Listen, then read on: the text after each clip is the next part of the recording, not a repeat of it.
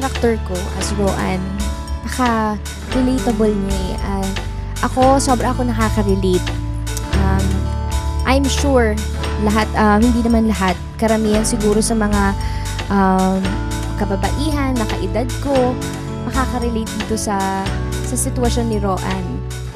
Lahat naman tayo may mga insecurities, ganyan. Pero si Roan lang kasi magaling siya mag-handle ng insecurities niya. Kumbaga, ang defense mechanism niya yung pagiging, kaya ko to, ano ba, ganyan, ganun. At saka yung pride. Kasi ma-pride din si Roan eh.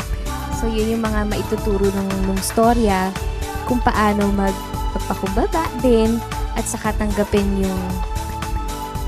tanggapin ng buong buo yung sarili mo. Yung mahalin mo muna yung sarili mo bago ang ibang tao. Hindi ka makakapagmahal talaga ng buong buo kung hindi mo tatanggapin kung ano ka talaga. Kasi lagi ka may fear, lagi ka nag-hold back, gano'n. So, alam lang, te.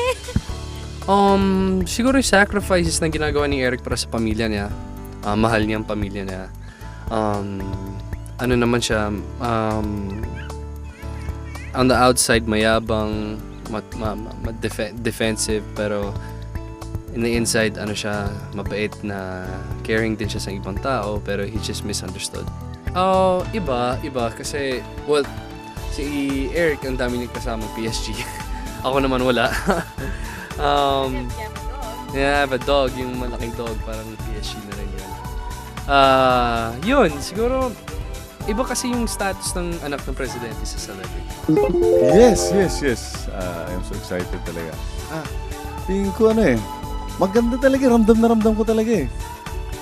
Halos bawat eksena talagang pinagbubuti. Every single moment talaga. Talagang masusulit yung manonood talaga. Kasi kumbaga kami mismo na gumagawa, nararamdaman namin. Sabi ko nung makita ko ng dalawa, panalo to sigurado. Few more days to go and we are done with the film. Kakaibang excitement na nararamdaman ko pero kasabay nito ay matindi ding kaba sa kung ano ang kalalabasan ng bagong tambalang ito.